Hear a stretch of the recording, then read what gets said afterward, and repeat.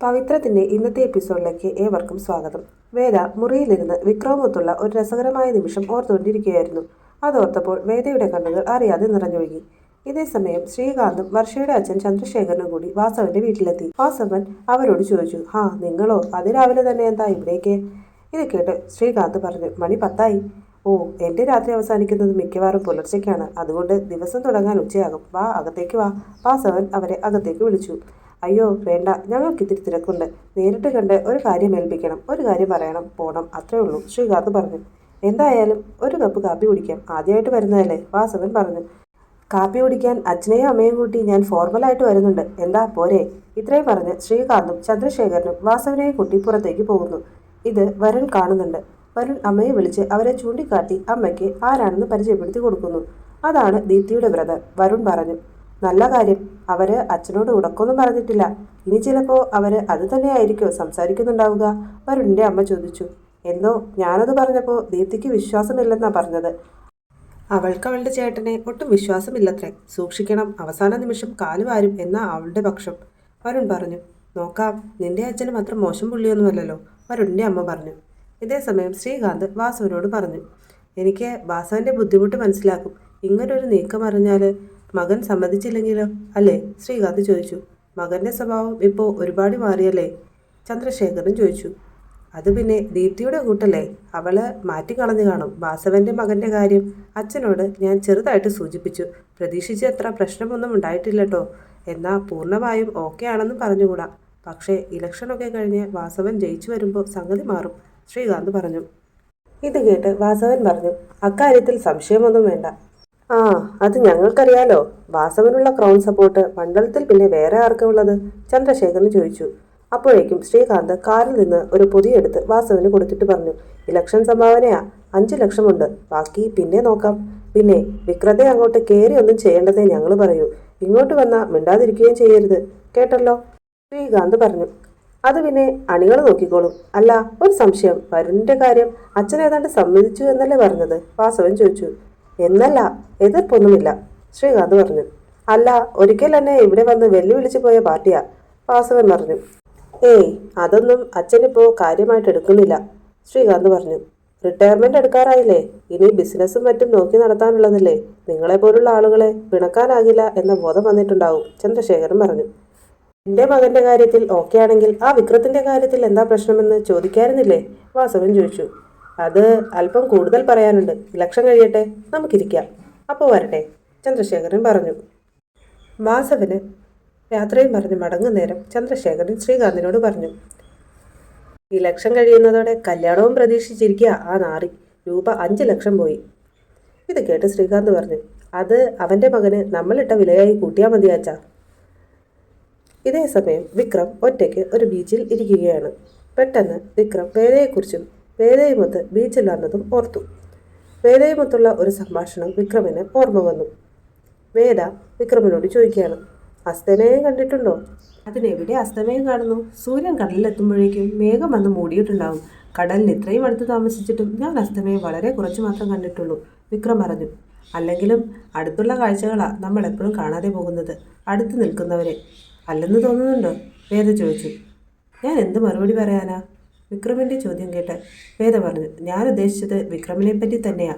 മനസ്സിലായി, ഞാൻ പലപ്പോഴും നിന്നെ മനസ്സിലാക്കാതെ പോകുന്നുണ്ടല്ലേ? വിക്രം ചോദിച്ചു. അയ്യടാ, അങ്ങനെയാണെങ്കിൽ ഞാനൊരു പരാതിയായി പറയുമെന്ന് മോൻ വിചാരിച്ചോ? ഞാൻ ഉദ്ദേശിച്ചത് മറ്റു പലരെയും പറ്റിയാ. എന്ന് വെച്ചാ? വിക്രം ചോദിച്ചു. എന്ന് വെച്ചാ ഉദാഹരണത്തിന് അച്ഛൻ. വിക്രം അച്ഛനെ മനസ്സിലാക്കിയിട്ടുണ്ടോ ശരിക്കും? വേദ ചോദിച്ചു. ഞാൻ അച്ഛനെ മനസ്സിലാക്കിയിടത്തോളം വേറെ ആരും അച്ഛനെ മനസ്സിലാക്കിയിട്ടില്ല, വിക്രം പറഞ്ഞു. എന്നിട്ടാണോ ഇങ്ങനെ പെരുമാറുന്നത്? വേദയുടെ ചോദ്യം കേട്ട് വിക്രം പറഞ്ഞു. ഞങ്ങളുടേതൊരു ഒളിച്ചുകളിയാ. ആരൊളിച്ചു കളിക്കുന്നു? അച്ഛനോ? വേദ ചോദിച്ചു. അല്ല, ഞാൻ അച്ഛൻ്റെ മുന്നിൽ ചെന്ന് പെടാതിരിക്കാൻ ഞാൻ നടത്തുന്ന ഒളിച്ചുകളിയാ എല്ലാം, വിക്രം പറഞ്ഞു. അത് അച്ഛനെ പേടിയുള്ളത് കൊണ്ടോ അതോ സ്വന്തം കളവ് പൊളിയുമെന്നുള്ളത് കൊണ്ടോ? വേദ ചോദിച്ചു. എന്ത് കള്ളം? അതൊക്കെയുണ്ട്. ഞാൻ ചിലതൊക്കെ അന്വേഷിച്ചു തുടങ്ങിയിട്ടുണ്ട്. വരട്ടെ, എല്ലാം തെളിഞ്ഞു വരുമ്പോൾ ഞാൻ തന്നെ പറയും, വേദ പറഞ്ഞു. ഓഹോ, CID പണിയും ഉണ്ടോ? വിക്രം ചോദിച്ചു. പേര് കേട്ടൊരു ഗുണ്ടയുടെ ഭാര്യ പദവിയിൽ ജീവിക്കുമ്പോൾ അത്യാവശ്യം CID പണിയൊക്കെ നല്ലതല്ലേ? വേദ ചോദിച്ചു. ആര് പറഞ്ഞു ഗുണ്ടയാണെന്ന്? ആരാ ഇനി പറയാനുള്ളത്? വേദ ചോദിച്ചു. നീയും ചിലപ്പോഴൊക്കെ അച്ഛനും മാത്രമേ അങ്ങനെ വിളിച്ചിട്ടുള്ളൂ, വിക്രം പറഞ്ഞു. പിന്നെ ശ്രീനിവാസന് വേണ്ടി ചെയ്യുന്നത് ആ പണി തന്നെയല്ലേ? വേദ ചോദിച്ചു. നിന്നോട് തർക്കിക്കാൻ ഞാനില്ല, പക്ഷേ എൻ്റെ മനസ്സിൻ്റെ ഉള്ളിൽ ഞാൻ അങ്ങനെയല്ല, വിക്രം പറഞ്ഞു. മനസ്സിൽ അങ്ങനെയല്ലാതിരുന്നിട്ട് കാര്യമൊന്നുമില്ല. പുറത്ത് കാണുന്നവർക്ക് അത് ബോധ്യപ്പെടണം. അതിന് നിങ്ങൾക്ക് ഇതുവരെ ആയിട്ടില്ല. സാരമില്ല, നമുക്ക് ശരിയാക്കാം. ഇത്രയൊക്കെ നിങ്ങളെക്കുറിച്ച് അന്വേഷിച്ചറിയാമെങ്കിൽ അതിനും സാധിക്കണമല്ലോ, വേദ പറഞ്ഞു. എത്രയൊക്കെ? വിക്രം ചോദിച്ചു. അത് വഴിയെ അറിയാന്നേ. ഞാൻ നിങ്ങളുടെ ചരിത്രവും ഭൂതകാലവും ഒക്കെ ഒന്ന് പരിധിപ്പോയി. ഞാൻ തനിയല്ലാട്ടോ, സഹായിക്കാൻ എനിക്ക് ചില കൂട്ടുമുണ്ടായിരുന്നു. ഒരു കാര്യം എനിക്ക് മനസ്സിലായി. നിങ്ങളെക്കുറിച്ച് കേട്ടിരുന്നതൊക്കെ ഒരു വലിയ നുണയാണ്. അതറിയാവുന്ന ഒരാൾ നിങ്ങളുമാണ്. നിങ്ങൾക്ക് മാത്രമല്ല, വേറെ ചിലർക്ക് കൂടി നിങ്ങൾ ആ കാര്യത്തിൽ നിരപരാധിയാണെന്നറിയാം. അധികം വൈകാതെ അതുകൂടി ഞാൻ കണ്ടെത്തും, വേദ പറഞ്ഞു. നിനക്കെന്താ ആ കാര്യത്തിൽ ഇത്ര നിഷ്കർഷ? വിക്രം ചോദിച്ചു. ഹാ, ഞാനും നിങ്ങളും ഭാര്യയും ഭർത്താവുമായി പോയല്ലോ, വേദ പറഞ്ഞു. നാട്ടുകാരുടെ മുന്നിൽ പറയാനുള്ള ഒരു ലേബൽ എന്നല്ലാതെ അതിൽ വലിയ അർത്ഥമൊന്നുമില്ലല്ലോ. ചിലപ്പോൾ ഞാൻ ആലോചിക്കാറുണ്ട്, എന്തിനാണ് നമ്മൾ ഇങ്ങനെ കഴിയുന്നതെന്ന്. സത്യത്തിൽ നമ്മൾ രണ്ടുപേരുടെയും ജീവിതം സ്പോയിൽ ചെയ്യുകയല്ലേ, വിക്രം ചോദിച്ചു. ആണോ? എനിക്ക് പക്ഷേ അങ്ങനെ തോന്നുന്നില്ല, വേദ പറഞ്ഞു. കാരണം? വിക്രം ചോദിച്ചു. ഞാൻ ഈ ജീവിതം എൻജോയ് ചെയ്യുന്നതുകൊണ്ട്, വേദ പറഞ്ഞു. ശരിക്കും? ശരിക്കും. ഇപ്പോൾ എനിക്ക് വിക്രത്തെ കുറേ കൂടി നന്നായിട്ടറിയാം. ഇനി കുറച്ച് നാൾ കൂടി കഴിഞ്ഞാൽ കുറേ കൂടി നന്നായിട്ട് അറിയാലോ. ഒരുമിച്ച് വേണോ അതോ രണ്ടായിട്ട് വേണോ അങ്ങോട്ടുള്ള ജീവിതം എന്ന് അത് കഴിഞ്ഞിട്ട് തീരുമാനിച്ചാൽ പോരെ, വേദ ചോദിച്ചു. ഒരു തരം വെയിറ്റിംഗ് അല്ലേ, വിക്രം ചോദിച്ചു. എന്ന് പറഞ്ഞൂടാ. എന്തായാലും പണ്ടത്തെ പോലെയല്ല. ഇയാളോടൊപ്പം നടക്കുമ്പോഴും ഇരിക്കുമ്പോഴും എനിക്ക് ഒത്തിരി സന്തോഷമൊക്കെ തോന്നുന്നുണ്ട്, വേദ പറഞ്ഞു. ഈ സംഭവം ഓർത്തപ്പോൾ വിക്രം അറിയാതെ ചിരിച്ചുപോയി. ഇതേ സമയം വേദയുടെ വീട്ടിൽ എല്ലാവരും ബ്രേക്ക്ഫാസ്റ്റ് കഴിക്കുകയാണ്. വർഷയും ശ്രീകാന്തും ദീപ്തിയും കഴിക്കാനിരിക്കുന്നുണ്ട്. പത്മം എല്ലാവർക്കും വിളമ്പിക്കൊണ്ടിരിക്കുകയാണ്. ശ്രീകാന്ത് ചോദിച്ചു. അമ്മ കഴിക്കുന്നില്ലേ? വേദ വരട്ടെ, പത്മം പറഞ്ഞു. ചേച്ചി ഇപ്പോൾ ഇറങ്ങും, അമ്മ ഇരുന്നോ, ദീപ്തി പറഞ്ഞു. അവൾ എങ്ങോട്ട് പോകുന്നു? ശ്രീകാന്ത് ചോദിച്ചു. അവൾക്ക് പിന്നെ ജോലിക്ക് പോകണ്ടേ, പത്മം ചോദിച്ചു. ഓ, അവൾ കോടതിയിൽ പോകുന്നുണ്ടോ? ശ്രീകാന്തിൻ്റെ ചോദ്യം കേട്ട് ദീപ്തി ചോദിച്ചു. ചേച്ചി എന്തിനാ കോടതിയിൽ പോകാതിരിക്കുന്നേ? ഈ ആളുകളുടെ ചോദ്യങ്ങളും മറ്റും ഒഴിവാക്കാൻ കുറച്ച് ദിവസം പോകാതിരിക്കുന്നതല്ലേ നല്ലത്. ഞാൻ അത്രേ ഉദ്ദേശിച്ചുള്ളൂ, ശ്രീകാന്ത് പറഞ്ഞു. ഓ, അതിൻ്റെ കാര്യമൊന്നുമില്ല ശ്രീകാന്തേ. അവളായിട്ട് തുടങ്ങി വെച്ചത് അവളായിട്ട് അവസാനിപ്പിച്ചു എന്നല്ലേ ഉള്ളൂ. അതിലിപ്പോൾ ആളുകൾക്ക് എന്താ കാര്യമുള്ളത്, പത്മം ചോദിച്ചു.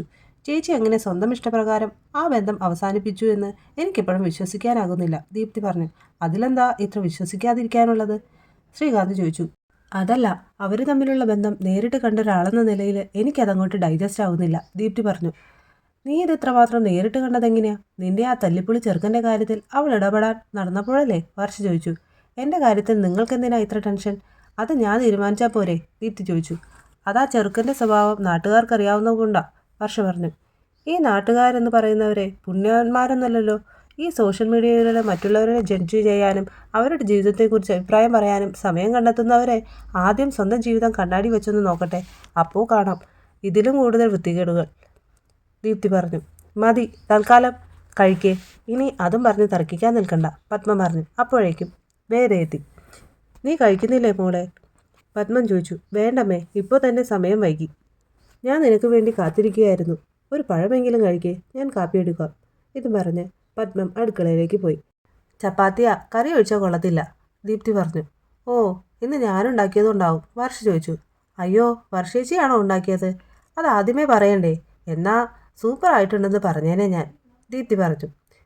ശ്രീകാന്ത് അപ്പോഴേക്കും വേദയോട് ചോദിച്ചു. വേദേ, നീ ശ്രീകാര്യം ശ്രീനിവാസന് വേണ്ടി അപ്പിയർ ചെയ്യുന്നുണ്ടല്ലേ? ആ തേരാട്ടിൽ ശ്രീധരന് വേണ്ടിയാണോ അത്? അയാളൊരു ഫ്രോഡ് കേസാ.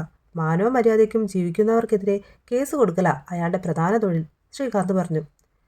എന്ന് വേറെ ചില ഫ്രോഡുകൾ പ്രചരിപ്പിക്കുന്നതായിരിക്കും. എനിക്കങ്ങനെ തോന്നിയിട്ടില്ല, വേദ പറഞ്ഞു. നീ എന്താ ഒരു മുന വെച്ച് സംസാരിക്കുന്നത്? ശ്രീയേട്ടൻ അങ്ങനെ ആണെന്നൊരു മട്ടിലൊരു കുത്തൽ, വർഷ ചോദിച്ചു. അയ്യോ, ഞാൻ നിങ്ങളുടെ ഭർത്താവ് എങ്ങനെയാണെന്നൊന്നും പറഞ്ഞിട്ടില്ല. ചില ഫ്രോഡുകൾ പ്രചരിപ്പിക്കുന്നത് അങ്ങനെയാണ്, അത് വിശ്വസിക്കേണ്ടെന്നേ ഞാൻ ഉദ്ദേശിച്ചുള്ളൂ, വേദ പറഞ്ഞു. നിങ്ങളുടെ ഭർത്താവോ? അപ്പോൾ നിന്റെ ആരുമല്ലേ, വർഷ ചോദിച്ചു. വർഷേ, നീ ഒന്നും മിണ്ടാതിരിക്കേ, ശ്രീകാന്ത് പറഞ്ഞു. അപ്പോഴേക്കും പത്മം ചായയുമായി എത്തി. എന്താ എന്താ ഇവിടെ പ്രശ്നം, പത്മം ചോദിച്ചു. ഒന്നുമില്ലമ്മേ, അമ്മയിരിക്കെ, ഞാൻ വിളമ്പിത്തരാം, വേദ പറഞ്ഞു. നീ എന്ത് ധൈര്യത്തിലാ ആ ശ്രീനിവാസനെതിരെ ഇറങ്ങി പുറപ്പെട്ടത്, ശ്രീകാന്ത് ചോദിച്ചു. അപ്പോൾ എനിക്ക് ധൈര്യമുണ്ടെന്ന് സമ്മതിച്ചുവല്ലേ? അത് മതി. ഞാൻ പല കാര്യങ്ങളും ചെയ്തത്, ഉദാഹരണത്തിന് വിക്രത്തിൻ്റെ വീട്ടിൽ നിന്ന് ഇറങ്ങിപ്പോന്നത്, അപ്പോൾ ഭീരുത്വം കൊണ്ടല്ലെന്ന് മനസ്സിലായില്ലേ?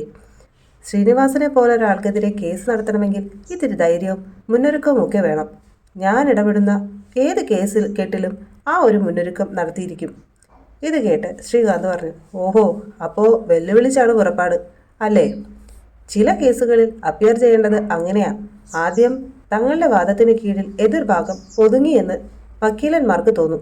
വിജയിച്ചു എന്ന തോന്നലിൽ അവർ ചില അബദ്ധങ്ങളൊക്കെ കാണിക്കും. അപ്പോഴായിരിക്കും ഏറ്റവും പ്രധാനപ്പെട്ട പോയിന്റുമായിട്ട് നമ്മൾ ആക്രമിക്കേണ്ടത്. ഇത് ഞാൻ പറഞ്ഞതല്ല, ചക്രപാണി സാറിൻ്റെ ക്ലാസ്സാ. ഇത്രയും പറഞ്ഞ് വേദ പോയി. വേദ പറഞ്ഞത് കേട്ട് വർഷ ശ്രീകാന്തിനോടായി ചോദിച്ചു, അവളെന്താ ഒരു വക്കുമൂലയുമില്ലാതെ സംസാരിച്ചിട്ട് പോയത്? ആവോ, ശ്രീകാന്ത് പറഞ്ഞു. അതേ ഏട്ടതി, എനിക്കും തോന്നി ശ്രീയേട്ടനും വേദേച്ചിയും തമ്മിൽ എന്തെങ്കിലും ഫൈറ്റ് ഉണ്ടോ? ദീപ്തി ചോദിച്ചു. ഫൈറ്റോ? എന്തു ഫൈറ്റ്? ശ്രീകാന്തിന്റെ ചോദ്യം കേട്ട് ദീപ്തി പറഞ്ഞു, മനസ്സിലൊരു കാര്യം മറച്ചു വെച്ച് മറ്റൊന്ന് പറയും പോലെയായിരുന്നു വേദേച്ചിയുടെ സംസാരം. അതുകൊണ്ട് ചോദിച്ചതാ. അവളുടെ മനസ്സിൽ എപ്പോഴും അവൻ ഇറങ്ങിപ്പോയിട്ടുണ്ടാവില്ല, അതുകൊണ്ടാവും. ശ്രീകാന്ത് പറഞ്ഞു. അത് കറക്റ്റാ. അത്ര പെട്ടെന്നൊന്നും അതിറങ്ങിപ്പോകുമെന്ന് ശ്രീയേട്ടൻ വിചാരിക്കുകയും വേണ്ട. അമ്മ നോക്കിക്കോ, വേദേച്ചി ഇവിടെ അധിക നാൾ കാണില്ല. അല്ലെങ്കിൽ അമ്മ കണ്ടോ, വേദേച്ചിക്ക് എന്തോ സാധിക്കാനുണ്ട്. അതിനു വേണ്ടിയാ ഈ മാറിനിൽപ്പ്. ദീപ്തി പറഞ്ഞു. എന്ത് സാധിക്കാനാ? ശ്രീകാന്തും പത്മവും ചോദിച്ചു. അതൊന്നും എനിക്കറിയില്ല, പക്ഷേ എന്തോ ഉണ്ട്. ഞാൻ വേദേച്ചിയുടെ ഒപ്പമാ. ആ മനസ്സിൽ എന്തെങ്കിലും ഉണ്ടെങ്കിൽ എനിക്കത് മനസ്സിലാകും, ദീപ്തി പറഞ്ഞു. പിന്നീട് ശ്രീകാര്യം ശ്രീനിവാസനും തേരാട്ടിൽ ശ്രീധരനുമായുള്ള കേസിന്റെ വാദത്തിനായി വിക്രവും ജോസഫുമെല്ലാം കോടതിയിൽ വന്നിരിക്കുകയാണ്. വേദയെ കണ്ടയുടനെ ജോസഫ് പറഞ്ഞു, നീയൊന്ന് സംസാരിക്കടാ. ഇത് കേട്ട് വിക്രം ചോദിച്ചു, ഞാനെന്ത് സംസാരിക്കാനാ? ഇതിലിപ്പോൾ എന്താ അറിയാനുള്ളത്? തേരാട്ടിൽ ശ്രീധരൻ കൊടുത്ത കേസ് അവൾ വാദിക്കാൻ തീരുമാനിക്കുന്നു. കേസിന്റെ പ്രതിസ്ഥാനത്ത് ശ്രീനിവാസൻ സാർ വരുന്നു. തെളിയിക്കാനായി കേസിൽ പങ്കാളിയെന്ന് വിശ്വസിക്കുന്ന എന്നെയും വിളിക്കുന്നു. വിളിച്ചത് കോടതിയാണ്. കോടതി കൂടും മുൻപ് പ്രതിഭാഗം വക്കീലിനെ പോയി കണ്ടിട്ടെന്താ കാര്യം? വിക്രം ചോദിച്ചു. അതെ, ചിലപ്പോൾ സ്വാധീനിക്കാൻ ശ്രമിച്ചു എന്ന് പറഞ്ഞ് ചിലപ്പോൾ വേറെ കേസും ആകും, അനിയൻകുട്ടൻ പറഞ്ഞു. വേദ കോടതിയിലെത്തിയത് കണ്ടയുടനെ പുളിക്കൻ ശ്രീകാര്യം ശ്രീനിവാസനെ അറിയിക്കുന്നു. ബാക്കി നമുക്ക് നാളെ കാത്തിരുന്ന് കാണാം. അതുവരേക്കും ബായ്.